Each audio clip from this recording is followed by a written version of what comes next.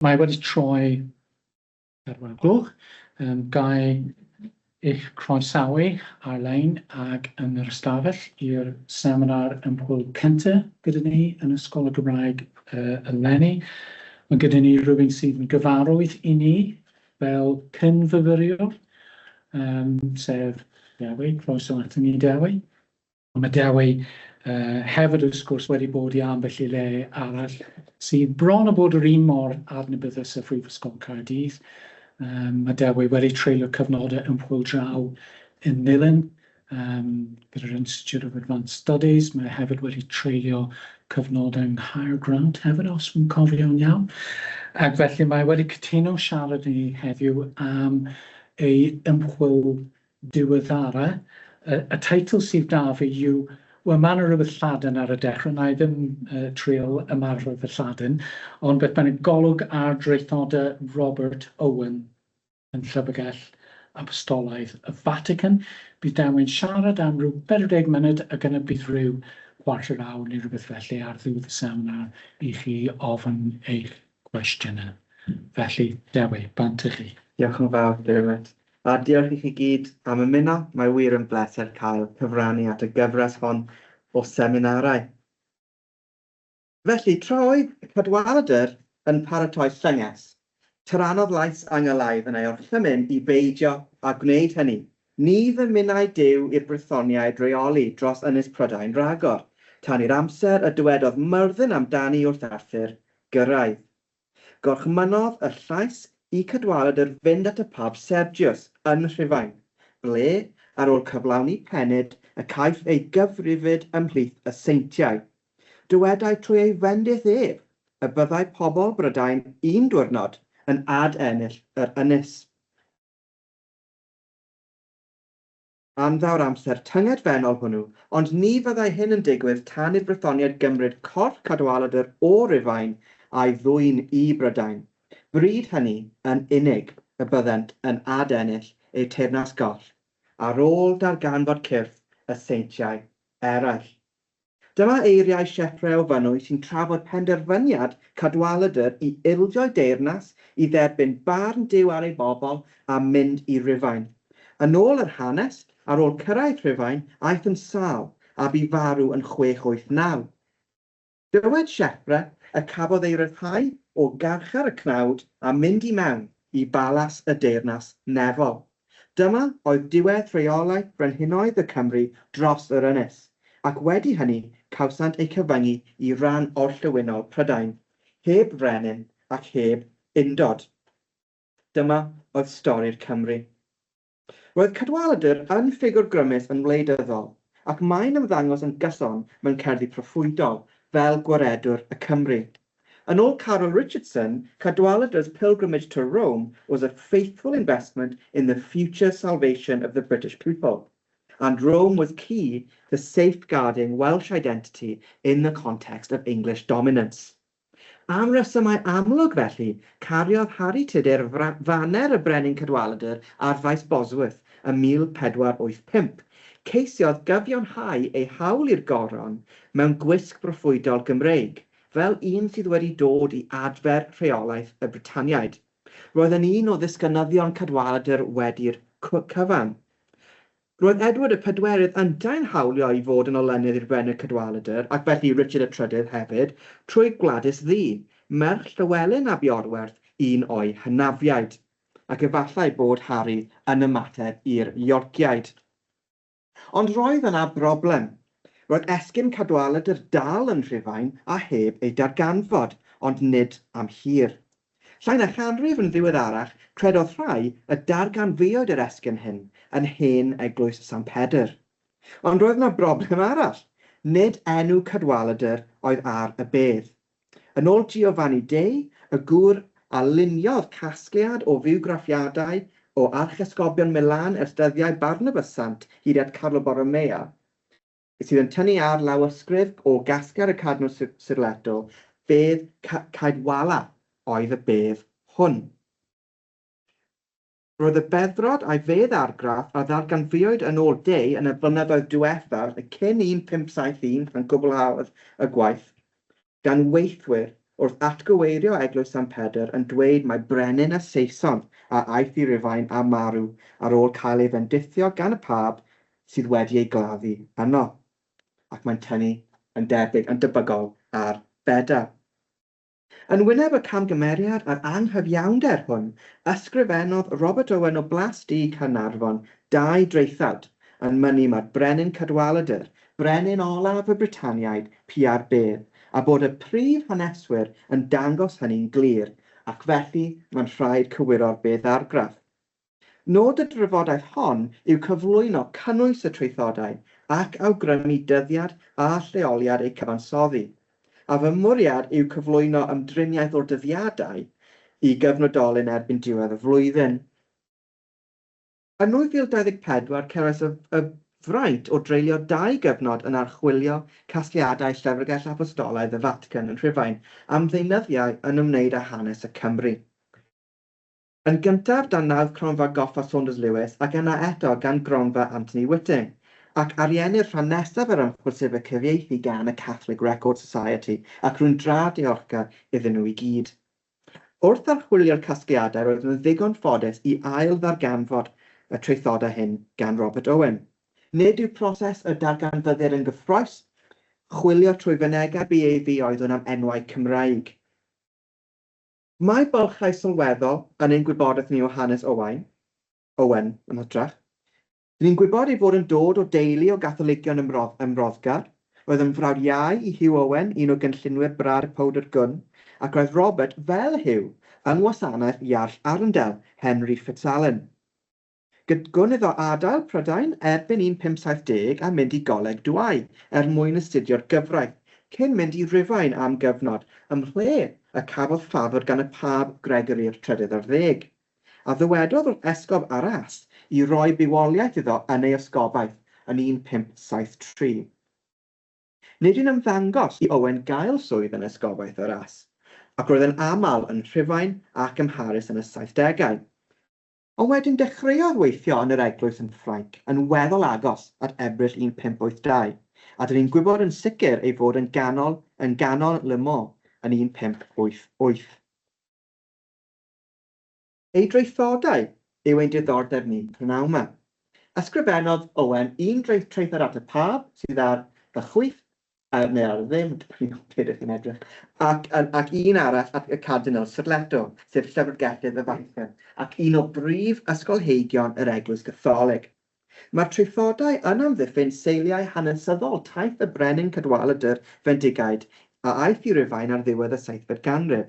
Ei fwriad oedd argyhoeddi'r pab Gregory a'r Cardinal Sirletto bod rhaid cywiro bedd argraff a ddarganfu'r yn ddiweddar. Yn y bôn, dadl fewnol sydd gennym ynghylch creiriau, ond gwel yn bwysigrwydd am ddiffyn hanes y Cymru ac arwyddocâd y naratif hwnnw yw hunaniaeth genedlaethol. Y traethodau hyn yw'r ymdriniaeth helaethaf o hanes y Cymru sydd wedi goroesi gan Gatholigion alltyd.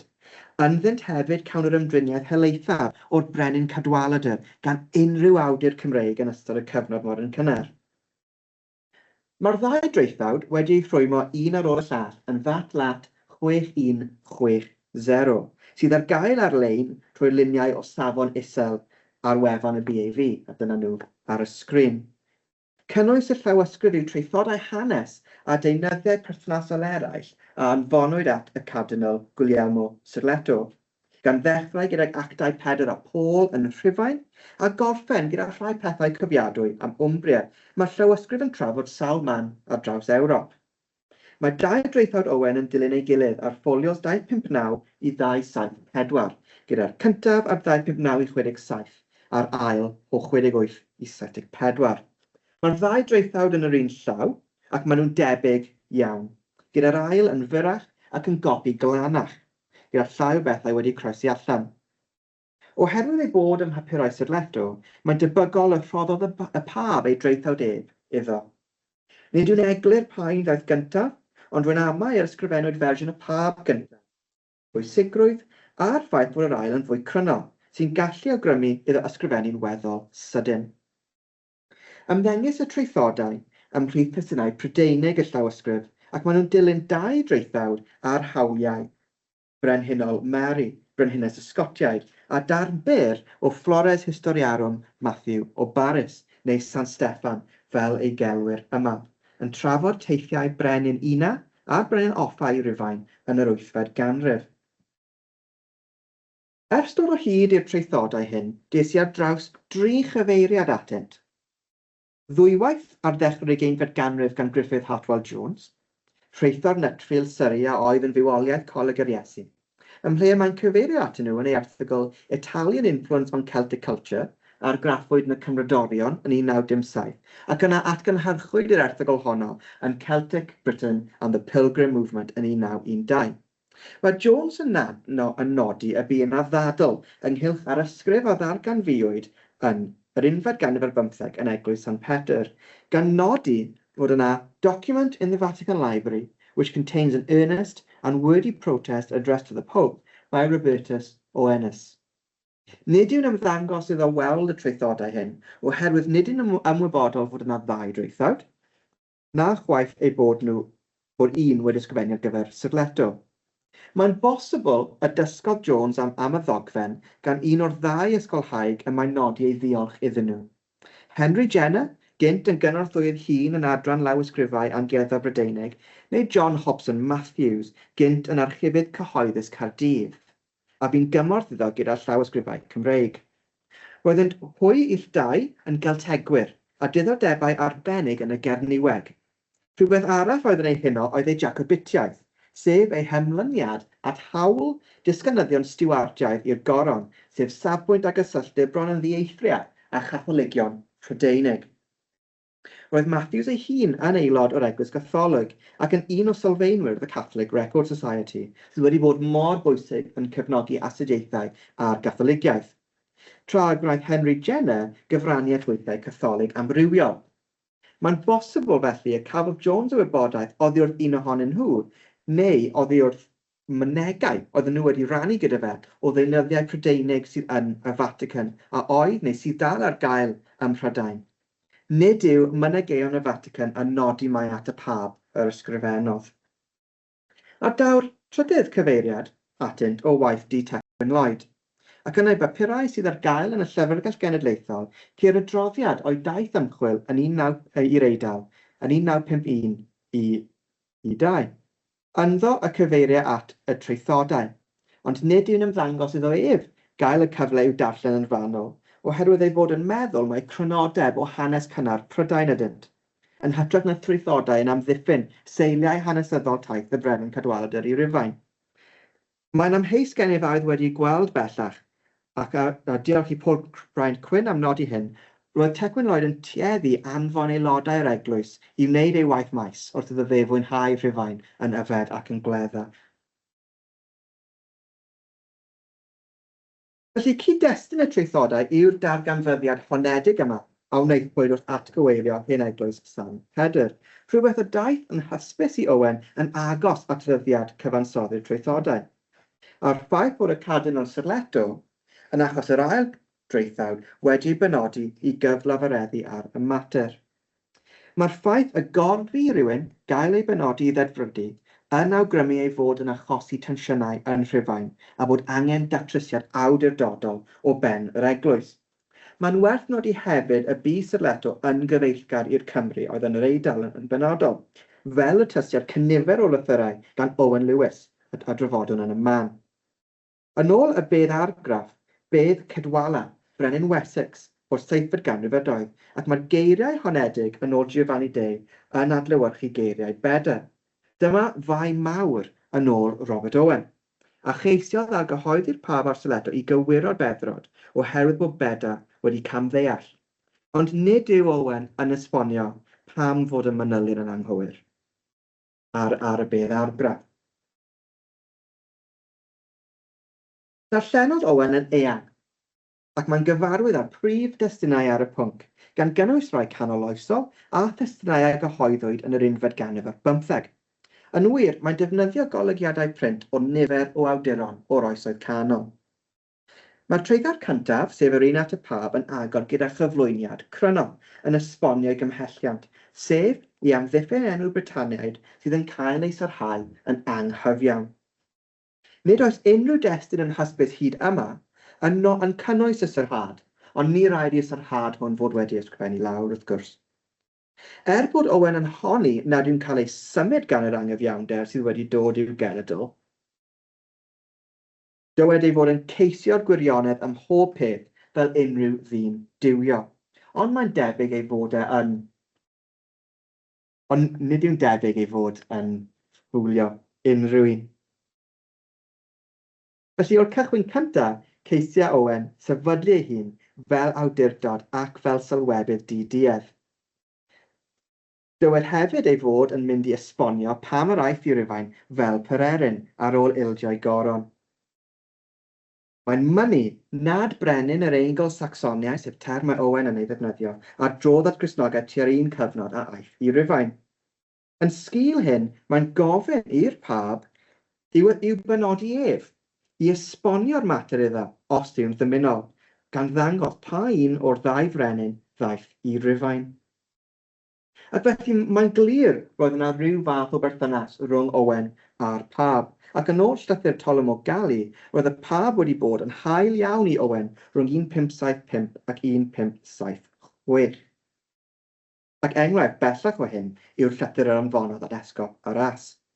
Nid oes cyflwyniad i'r ail draethawd, yn hytrach yn syth ac Chronicle Richard o Glwni. Mae sawl elfen i'r ddadl yn y traethawd hwn, ond ei chraidd yw bod yr hen hanesion yn dangos mae Cadwaladr aeth i Rufain, ac yn benodol 5 hanesydd pwysicaf y Saeson. Anglicarwm yw'r term mae'n defnyddio, sef ffurf unedol luosog ar gyfer Anglicus, haneswyr y Saeson sydd yma. Oherwydd y Saeson yw'r sawl sy'n cael ei astudio gan yr haneswyr, nid yw'r haneswyr hyn yn Saeson fel y gwelwn. Ac felly pwy yw'r 5 hanesydd pwysicaf yma? Mae'n werth nodi nad yw Owen yn ei henwi yn y traethawd. Ond y 5 tebygol yw Richard Clooney, Ranulph Higden, Matthew o Westminster neu Baris, Polyd o Virgil a Sieffre o Fyny. Gallwn gredu hyn oherwydd dyma'r awduron y mae Owen yn ymdrin â hwy yn fanylach, a'r dyfyniadau ynghylch y brenin Cadwaladr o'r awduron hyn sydd dan sylw, fel sail i'w farn drwyddi draw. Mae yna gyfeiriadau at awduron eraill, ond ar brydiau mae'n cydnabod mae testunau eraill yma nhw, gyda John Stow yn cynnwys gweithio gan Asa er enghraifft, neu eu bod nhw yn destunau gan ddiwinyddion fel Nicholas Sander. O fod yn anachronistaidd, math o adolygiad beirniadol sydd gennym, neu lenyddiaeth anodiadol, sy'n dyfynnu'n helaeth o destunau perthnasol ynghylch y daith i Rufain. Yn wir, wrth ddyfynnu gymaint, mae Owen yn bod yn dryloiwr gan ddangos i'r pab a syrleto ei ffynonellau a sail ei farn. Gellir dibynnu ar ei dystiolaeth felly. Mae'n dadansoddi'r dyfyniadau hyn, ei safbwyntiau a brydiau ac yn cyfeirio at sail ei barn, a dangos yn aml y berthynas rhwng destunol sydd rhwng y safbwyntiau, neu berthynas rhwng hanesyddieithol. Ger nifer o'r cyfeiriadau, mae'n nodi yn yr ymylnod in Bibliotheca Sancta. Gan hynny, gwelwn fod Owen yn gyfarwydd â deunyddiau'r Llyfrgell Apostolaidd, a'i fod yn annog y pab a syrleto i fynd i edrych ar y gweithiau hyn, gweithiau sy'n cael eu cydnabod a'i cymeradwyo gan yr eglwys. A gwelwn hefyd fod Owen yn gyfarwydd â chasgliadau'r Llyfrgell, ac mae rhai o'r stafelloedd yn ar y sgrin. Gall hyn esbonio pam nad oes yna unrhyw fanylion am daith y traethodau ar gael. Hynny yw, cawsant ei hysgrifennu yn Rhufain. Neu yn sicr, gwneud bod y gwaith caib a phraw yn y ddinas. Mae'r rhestr uchod sydd ar y sgrin yn cynnwys holl gyfeiriadau Owen sydd yn ymddangos yn y testyn. Mae yna gyfeiriad at Sisters o Siena wrth ddyddio Richard Clooney. Fel y gwelwch, mae'r rhestr yn dangos ehangder darllen Robert Owen. Mae'r ymdriniaethau dwysaf mewn bold, a nhw yw'r 5 hanesydd, credu fi, ac yn gyffredinol gwelwn 3 math o gyfeirio yn y traethodau. Cyfeirio dadansoddol, sef y rhai mewn bold am y beda yn cyfri yn hyn. cyfeirio mwy sydyn, braidd yn anecdotaidd, ac mae gwaith Leonardo Bruni, Cactus Levy yn cyfri hynny. John Stowe I raddau yn cyfeirio at William Malmesbury. A hefyd testunau sydd yn rhan o'r milieu deallusol. Ac does dim rhaid bod yna ffin gadarn rhwng y testunau hyn. A ni'n gweld sieffrau Gerff Gymro ar y gwaelod, John Price, Paul y Diacon ac yn y blaen. Fel y gwelwch o'r tabl ar y sgrin, falle bod yn haws i'r sal sydd ar-lein, mae yna wahaniaeth rhwng y traethodau o ran trefn y testunau. Ond nid yw'r newidiadau hyn yn sylweddol. Mae'r cyfeiriadau at Leonardo Bruni o Florence, un o haneswyr mawr y dydeni disg yn yr Eidal, sydd yn tynnu ar ymdriniaethau Tacitus a Livy yn sôn am ymosodiad ar Rufain yn unigryw I draethawd y pab. Mae hwn yn anecdotaidd, ond mae fe yn cael ei ddefnyddio I ddangos bod galw rhywun yn ormestur, tyrant, yn brawf o elyniaeth rhwng y gormeswr a'r sal sy'n cael ei gormesu. Mae hefyd yn dyrchafu'r testun I fod yn fwy dyneiddiol a dysgedig, yn ogystal â gwreiddio'r deunydd mewn cyd-destun Rufeinig, yn ymerodro ac yn ddaearyddol. Yn y traethawd at y pab yn unig, y cyfeirir at Nicholas Sander, y diwynydd a'r ddadleuwr Catholig, tra bod cyfeiriad at deithau Gerff Gymro trwy Gymru yn ychwanegiad unigryw I draethawd Cardinal Sileto. Ymhellach, mae cyfieithiad Lladin o lyfr Saesneg John Stowe, A Summary of English Chronicles, yn wahanol mewn mannau yn y ddau draethawd. Am hynny, byddai'r ddau destun yn strwythurol ac o ran cyfieithiad wedi bod yn drathebyg pe bai nhw wedi cael eu ysgrifennu gyfochr a'i gilydd. Ac am hynny, rydw i'n amau ei fod wedi anfon un traethawd at y pab yn gyntaf, ac felly a gweithiodd I ar ddrafft o'r traethawd blaenorol wrth lunio'r ail. Ac felly oherwydd hynny, mae'n amheus gennyf a oedd wedi defnyddio copi o'r traethawd yr anfanodd at y pab yn uniongyrchol mwyn llunio traethawd Sirleto. Felly beth am y 5 hanesydd yma? Richard Clooney yw'r cyntaf, mae'n agor wrth ddyfynnu o'r abad Benedictaidd. Ac mae'n debygol y defnyddiodd Robert Owen lawysgrif o gatalog o babau Rhufain sydd yn y Llyfrgell. Mae'n nodi ei destun ac yn awgrymu ei fod yn defnyddio copi y Llyfrgell. Yn yr ymylnod, dysgon I Robert Clooney fyw o ddeutu'r flwyddyn 1960, yn ôl gwaith gan Sisters o Siena, ysgolhaig cyfoes iddo, ac mae gwaith Sisters yn y Llyfrgell fel mae Owen yn nodi. Dyfyniad byr yn unig sydd gennym, ond mae'n dangos y bu Cadualladr yn frenin Prydain am 10 mlynedd, ond yw deyrnas gael ei gorchfygu, ac ar ôl iddo weld Prydain wedi ei blino gan Sacsoniaid y Gorllewin, trodd ei gefn ar ei deyrnas, a throi at deyrnas dragwyddol a chael ei fedyddio gan Sergius. Dywed Clooney iddo fynd at Grist mewn sancteiddrwydd, ac wedi hynny yn ôl y dyfyniad, dyma ddiwedd teyrnas hynaf y Britaniaid, a sefydlwyd yng nghyfnod Eli'r offeiriad sydd yn codi yn 1 Samuel 3. Ac mae'n ddyled I sieffre fan hyn gan Clooney, sydd yn amddiffyn dyfodiad Brutus I Brydain. Dyma'r pryd sefydlwyd frenhinoedd yn Prydain yn ôl Digestis Britonum. Ac Ralph Higden. Nid yw Owen yn dweud rhagor am Clooney, yn lle rydym yn mynd yn syth at Ralph Higden a'r Polychronicon, sydd yn ôl ef yn gwneud cof y Britaniaid yn hysbys. Mae Owen yn eithaf manwl gyda'i gyfeiriadau fan hyn, gan nodi'r llyfr a'r benod a dweud ei fod yn defnyddio'r llyfr sydd ar gael mewn llawysgrif yn y Vatican. Mae Higden yn nodi y dywedir mae Brenin Wessex oedd Cadwaladr, a dyma sydd ar y bedd argraff.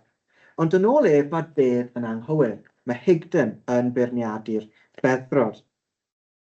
Ar ysgrif sydd ar y beddrod. Mae'n dweud y dylai gynnwys enw Cadwaladr yn lle, oherwydd bod y ffigwr hwn sydd wedi mynd I Rufain yn elyn i'r Eingl Sacsoniaid.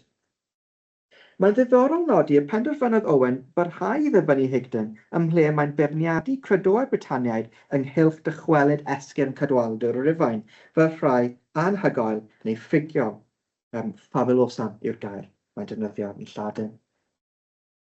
Ac yna sieffre o Fynwy. Wel, mae sieffre Esgob Llanelwy yn cael ei nodi fel cyfieithydd hen hanes brenhinoedd Prydain o'r Gymraeg i'r Lladin, fel sydd yn gyffredin yn y cyfnod hwn. Daw'r dyfyniad o un o'r nifer o'r fersiynau o'r degestys sydd yn y Vatican. Yn y dyfyniad hwn, mae Owen yn dangos fod Beda wedi galw'r ffigwr hwn yn Caedwala'r iengaf, sy'n codi sawl tro hyn ymlaen i danseilio dadl Beda. Gan sieffre, mae Owen yn cael y manylion iddo fynd i Rufain ac iddo syrthio'n sâl a marw ar y 12fed o Fai yn 689.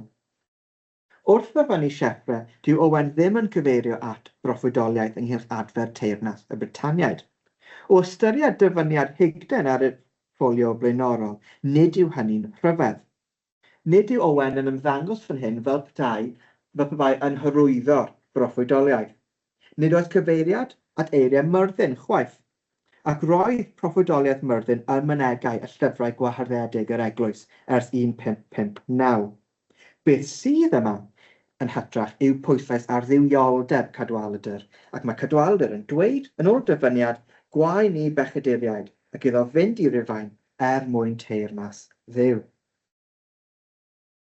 Cyfeirio Owen nesaf at Flores Historiarum gan Matthew o Baris neu Westminster fel ei gelwir yma.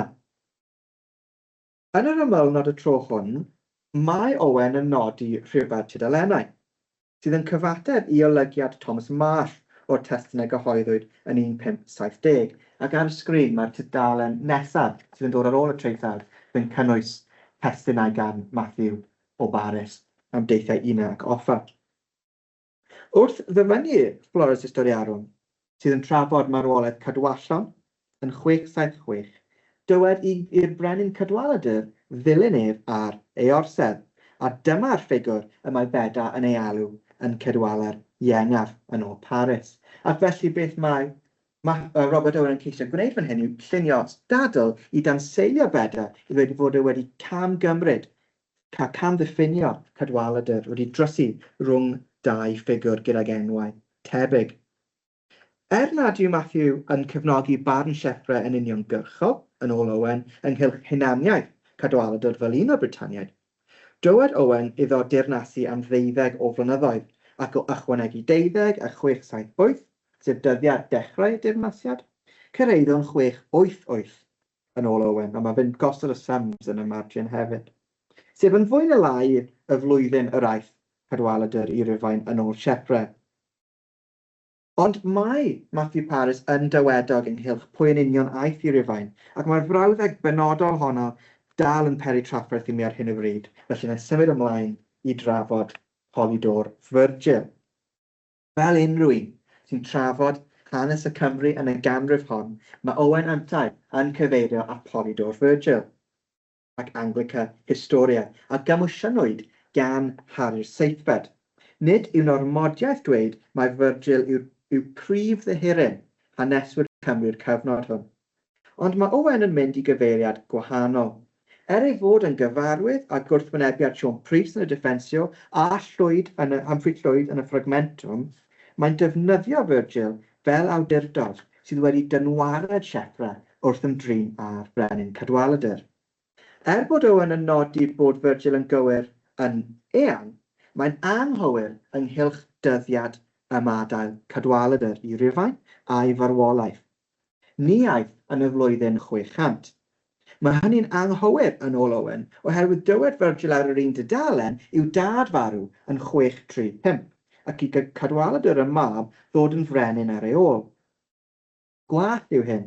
Gwall na mae Virgil rywsyd yn ei gywiro yn ddiweddarach yn Anglica Historia yn ôl Owen, wrth ddweud i Dduw siarad gyda'r brenin Cadualladr 797 o flynyddoedd cyn i Harry'r Seithfed ddod yn frenin, sef un o'i disgynyddion. Yn dweud iddo y bydd yr arglwydd yn adfer teyrnas ei bobl. Mae Owen unwaith eto yn dangos y symiau yn y margin i ddangos oherwydd y coronwyd Harry yn 1486 sydd blwyddyn yn anghywir, ond mae'r sums yn gywir bynnag, i Cadualladr fynd i Rufain a dwy'r teyrnasiad y Britaniaid i ben yn 689, yn union fel y dywed Sieffre. Mae cysgod Beda yn fawr iawn ar y traethodau. Beda yw'r hanesydd y cyfeirir at y fwyaf, ac nid yw hynny'n syndod o ystyried bod Owen yn ceisio dangos ei fod yn anghywir. Rhaid oedd iddo ddefnyddio'r dystiolaeth a chreu dadl gref mwyn dadbrofi Beda, ac wrth gwrs Beda oedd yn gywir, nid Cadualladri Regis Britonum. Os mae Sieffre oedd awdur hanes y Cymru, a sylfaen yw dealltwriaeth o'r gorffennol, Beda oedd y ffigwr cyfatebol ar gyfer y Saeson, yn arbennig mewn cyd-destun eglwysig, ac roedd y Cymru yn rhan o Eglwys Loegr. Roedd parch mawr at Beda, a golygwyd ei waith gan Thomas Stapleton, a fi'n athro yn Dewi yn ystod cyfnod Robert Owen yno. Golygiad a gyhoeddwyd diolch i gefnogaeth y Cymro Owen Lewis. Ac mae Stapleton yn diolch i Lewis yn y gyhoeddiad. Wrth i Robert Owen ymroi i ddarbrofi Beda gyda chymaint o awdurdodau, mae'n adlewyrchu'r bri a fu ar ei waith, a hefyd y farn uchel ysgolheigaidd ohono. A gwelwn bod yna rhyw fath o frwydr hanesyddiaethol yn digwydd rhwng y Cymru a'r Saeson wrth gofio ei hanes. Dadl Owen yw bod Beda wedi drysu rhwng Caedwalla a Cadualladr, ac mae Beda yn galw Caedwalla yn ormestern ac yn dweud iddo erlyd yr Eingl Sacsoniaid. Ac mae hwn yn dod cyn iddo fe drafod y sôn am Leonardo Bruni. Ac yn baradocsau ddigon, mae'r Caedwalla hwn yn ormestern ac yn dad i frenin yr Eingl Sacsoniaid. Ni all y ddau beth fod yn wir. Mae Beda yn gwrthweud ei hun. Sut gall y ffigwr hwn fod yn elyn ac yn erlydiwr yr Eingl Sacsoniaid ac yn dad i'w brenin yn ôl gofynna Owen. Yn ôl Owen felly mae'n glir mae brenin y Britaniaid ydoedd ac yn glir i Beda hefyd nad yw'n fodlon cydnabod hynny. Gan dynnu ar diffensio John Price, dywed Owen fod Beda yn ffabrio ei Eingl Sacsoniaid Paganaidd ar drail y Britaniaid Cristnogol. Nid yw'n trafod drygioni y gwnaeth y Saeson. Enghraifft, mae Owen yn dwyn at sylw'r a Sirleto fod Beda yn peidio a chymdemnio'r brenin Ethelfryd anffyddlon neu infidel yn Lladin. Ymladd 1200 o fynachod di-arfog ym Mangor Is y Coed. Dyma enghraifft felly o Beda yn ceisio dyrchafu ei bobl ei hun ar drail y gwirionedd ac ar drail y Britaniaid. Wrth ymdrin â Beda, mae Owen yn cyfosod ffyddlondeb y Cymru i Dduw yn erbyn anffyddlondeb y Saeson. Ac mae hwn yn gryfach yn y Lladin gyda fideles ar gyfer y Cymru ac infideles ar gyfer y Saeson. Maen nhw'n ddau fath o bobl sydd yn gyferbyniol. Ar ôl adolygu'r testunau hyn, mae Owen yn mynd ati i ddangos ymhellach rhaid ei fod yn frenin ar y Britaniaid, oherwydd yr anrhydedd y mae'r bobl hynny yn ei roi iddo. Mwyn datblygu'r pwynt, mae newid natur ei ffynonellau o fod yn rhai testunol, ysgolheigaidd, i fod yn rhai fwy ethnograffegol. Yn gyntaf, caiff yr enw Cadualladr ei ddefnyddio o hyd ymhlith y Cymru. Yn ail, oherwydd y teitl bendigaid, ac mae Owen yn nodi'r gair Cymraeg yn y llawysgrif hwn sydd yn Rhufain. Ac mae fe'n esbonio mai beatus yw ystyr y term bendigaid, sydd yn golygu ffigwr sydd yn cael ei goffau am ei ddiwioldeb fel sant. Yn olaf, oherwydd bod sawl eglwys yn dwyn yr enw Cadualladr yng Nghymru, ac mae'r Llan Cadualladr ym Môn a Llan Cadualladr ym Mhowys ar y sgrin gyda chi. Nid oes un eglwys ym lle mae'r Saeson yn trigo yn gwneud hynny. Os oedd y brenin hwn a aeth i Rufain yn un o'r Eingl Sacsoniaid, ni fyddai wedi cael gymaint o fawl ac anrhydedd ymhlith y Cymru, meddai Owen. Byddai hefyd wedi cael rhyw fath o gydnabyddiaeth ymhlith y Saeson, ond nid oes gydnabyddiaeth iddo mewn enw na llall, ac o ystyried hyn i gyd, rhaid bod Cadualladr yn frenin ar y Cymru. Felly, o safbwynt y dyddio, nid yw'r dyddiad yn cael ei nodi ar y traethodau neu unrhyw le yn y mynegau. A gyda'r hyn sy'n weddill, hoffwn i awgrymu ddyddiad posibl. Rydyn ni'n gwybod eu hysgrifennwyd nhw cyn 1582, cyn Mawrth 1582. ac mae'n debygol y cawsom ysgrifennu rhwng diwedd yr 1570au a diwedd 1581, ac efallai o gwmpas 1580. O ddechrau am y nôl, gallwn bod yn sicr y cawsom ysgrifennu cyn Mawrth 1582, oherwydd maen nhw'n hŷn na'r llythyr sydd ar y sgrin, sef llythyr a phapurau yr anfonodd Robert Owen at Sir Leto o Nwyol yn Ffrainc, sydd yn fatlath 1694, ac mae'r lluniau hyn ar gael ar-lein. Yn 1967, golygodd Geraint Bowen lythyr a'r papurau hyn, sy'n dangos cynnwys tystiolaeth ychwanegol gan Owen o sail i gredu mae Cadualladri Pier bedd. Ac mae'r testyn hwn, mae'r golygiad hwn yn codi'n gyson wrth ymwneud â Chatholigion Cymreig. Gweithiodd Owen oddi ar-lun roedd yn anodd ei gweld. Mae'n debyg oedd yn waith na'r un o'n i'n gweithio oddi arni cyn mynd i Rufain i delio gyda fatlat 1660, ac mae hynny'n golygu bod yna sawl gwall yn y trawsgrifiad. Pan oedd yn Rufain, gwelais y llythyr hwn, a dwi'n moyn cywiro'r dyddiad. Felly 1582, dwi'n gweld 82, gobeithio ddigon clir fyna yn yr ystafell hon. Bydd yn haws i chi ar-lein beth bynnag. 1582 yw dyddiad y traethodau hyn. Gwelodd Tecwyn Lloyd y testyn hwn, ac mae fe'n cynnwys trawsgrifiad gadarn iawn o'r llythyr a'r papurau, ac mae ein nodi'r dyddiad yn gywir, ond nid oedd hynny'n hysbys i Geraint ar y pryd. Yn y dogfennau hyn, mae Owen yn dweud ei fod yn cynnig tystiolaeth ychwanegol i Sir Leto ynghylch taith Cadualladr i Rufain, oherwydd nad yw wedi clywed penderfyniad. Ymhlug yn hyn felly, dyn ni'n dysgu ei fod eisoes wedi cynnig tystiolaeth i Sir Leto, a'i fod yn cadw diddordeb ar y mater yn Rufain, trwy gysylltu gyda rhywun neu ryw rai yn yr Eidal, neu efallai Rufain. Mae'n rhaid felly ei fod yn bwnc pwysig iddo, a dywed yn y llythyr y byddai wedi gallu cynnig ragor o enghreifftiau os oedd yn gallu dychwelyd i Brydain. Os dwi'n cofio'n iawn, tua'r cyfnod hwn, roedd y goron eisiau ei arestio fe. Yn fwy oherwydd ei frawd Huw, ond roedd Robert Owen yn persona non grata. Ychwanegiad yw'r papurau hyn felly at tystiolaeth y roddodd i Sir Leto yn barod. A dywed ar ddiwedd y sgediwlau y papurau sydd eto yn adolygu llenyddol arall gan Owen, ei fod yn rhestru yr holl enwau'r haneswyr y mae'n defnyddio nawr ac wedi ei defnyddio eisoes. Mae'r tabl, sydd yna'r beth sydd ar y sgrin, dwi ddim yn gret yn yr ystafell, ond ar y sgrin fan hyn, rwy wedi gwahaniaethu rhwng y testunau sydd yn y rhestr, y mae'n cyfeirio at nhw sydd yn y papurau, a'r rhai sydd heb fod yn y papurau, neu'r sgediwlau. Mae pob testun, nad yw'n ymddangos yn y papurau yn y sgediwlau, yn ymddangos yn y traethodau sydd yn fatlat 1660. O ganlyniad, gallwn fod yn sicr bod y traethodau yn hŷn na'r llythyr. Wrth gwrs, mae'n rhaid rhoi amser hefyd i baratoi'r fath adolygu llenyddol gan ymchwilio a drafftio gobeithio, yn ogystal ag aros i weld a oes yna benderfyniad. Yn ogystal, lluniodd Owen y traethodau hyn wedi iddo gael swydd ag esgob nwyon, ac mae cynnwys y llythyr yn awgrymu i hyn ddigwydd rhwng y tro diwethaf iddo fe weld Sir Leto, ac efallai'n weddol agos at ddyddiad ysgrifennu'r llythyr, ond mae'n anodd iawn bod yn benodol. Ac felly efallai bod yna rhyw flwyddyn yn resymol, cyn 1582, felly dechrau 1581 neu 1580, ond os dim modd bod yn sicr.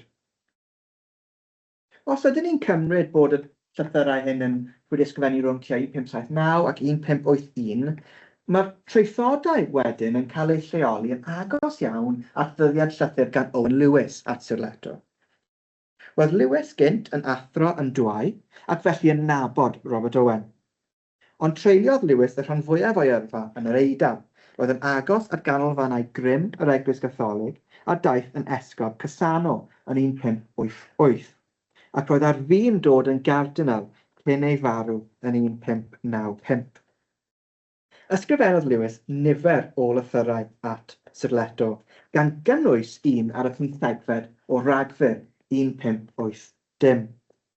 O'n i ddim o ble yr anfonodd y llythyr, Mae'n debygol o Filan ym ble roedd yng ngwasanaeth y Cardinal Carlo Borromeo gyda Chymru eraill fel Griffith Robert, oedd yn sicr ddim yn Rhufain pan ysgrifennodd y llythyr hwn. Yn y llythyr, mynega Lewis ei gyffro gan ddweud iddo glywed yn ddiweddar bod bedd Cadwaladr wedi ei ddarganfod. Rhywbeth sydd yn arbennig o gyffroes iddo yn bersonol fel un a fedyddiwyd yn Llangadwaladr Ynys Môn. Mae'r llythyr hwn yn dangos pwysigrwydd Cadwaladr i Owen Lewis yn bersonol ac i Gymru gan ei ddyrchafu fel sant cenedlaethol, oherwydd dywed Lewis ei fod yn cael ei hanrhydeddu gan bob Cymro.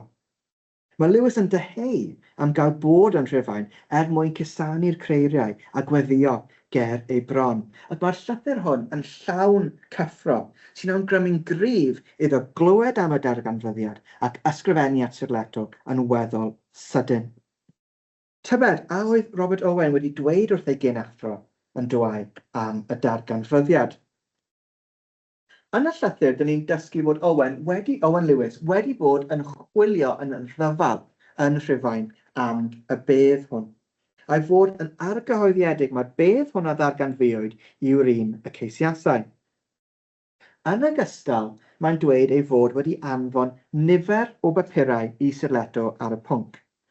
Ac felly sut ydym i ddefnyddio'r traethodau hyn? Neu y cyfeiriad yn at y papurau? Wel, mae'n werth nodi nad yw Owen Lewis yn dweud ei fod mae ef yw awdur y papurau hyn. Dim ond ei fod ei wedi hanfon nhw at Sir Leto. Ac felly mae'n berffaith bosibl mae'n cyfeirio at draethawd Robert Owen at Sir Leto fan hyn. Ac y bris, anfonodd papurau at Sir Leto yn syth ar ôl cael traethodau gan Owen ac wedyn eistedd lawr i ysgrifennu. Ond mae hynny yn achosi rhyw fath o dryswch chronolegol. Os oedd wedi ysgrifennu mewn bris at Sir Leto, byddai siŵr o fod wedi gwneud hynny tua'r un pryd ag anfon y traethodau ymlaen. Ar sail ei gyffro. Felly, sori mae hwn yn aneglur, mae'n dryswch i mi o hyd, ac efallai bod yna destun ar goll yn y canol fan hyn. Ond, wedi dweud hynny, mae'n anodd iawn derbyn nad oes yna berthynas rhwng llythyr Owen Lewis a traethodau Robert Owen. Felly, mae'r traethodau hyn yn fatlat 1660 gan Robert Owen yn mynd ati i amddiffyn dealltwriaeth Gymreig o hanes y Cymru mewn cyd-destun Catholig unigryw gan ddadlau bod y bedd a ddarganfuwyd yn perthyn i'r brenin Cadwaladr Fendigaid a bod rhaid cywiro'r bedd argraff. I ryw raddau, adlewyrcha Owen y ddadl ynghylch hanes Cymru a oedd yn digwydd nôl yng Nghymru, wrth amddiffyn sieffre a'i naratif am ei harwyr. Gobeithio'ch bod chi wedi cael blas ar y traethodau hyn pnawn yma, sydd yn cyfuno diwylliant deallusol yr argraffwasg gyda chasgliadau llawysgrifol y Vatican ynghyd â gwybodaeth ethnograffegol o Gymru ac arferio Cymreig. Does na ddim tystiolaeth i Owen gael unrhyw ddylanwad. Gwnaeth marwolaethau'r Pab Gregory a Sir Leto yn 1585, rhyw 10 mis ar ôl ei gilydd, wthio'r mater i'r cyrion. Nid oes na sôn am y bedd gan Richard White am ddiffynnydd sieffre yng Ngholeg Dwai yn ei hanes Prydain a gyhoeddwyd mewn 9 cyfrol rhwng 1597 ac 1617. Felly mae'n anhebygol y gydawodd y ddadl hon bennau Owen Lewis a Robert Owen ac a Sir Leto o'r Pab wrth gwrs. Gwnaeth y bolandistiau, felly urdd o bobl yn ysgrifennu hanes yr eglwys, gysylltu'r bedd a Cadwala yn yr ail ganrif ar 15 ac felly y byd. Mae'n berffaith bosib nad oedd y bedd honedig yn bodoli, neu'n sicr falle heb ei ddarganfod yn y cyfnod hwn. Ond gobeithio bydd golygiad safonol a chyfieithiad o'r traethodau, y llythyrau a'r sgedlau a dogfennau perthnasol eraill ar gael cyn gyntaf a phosib, fel bod mwy o bobl yn gallu gwybod am y darganfyddiad hwn. Diolch yn fawr.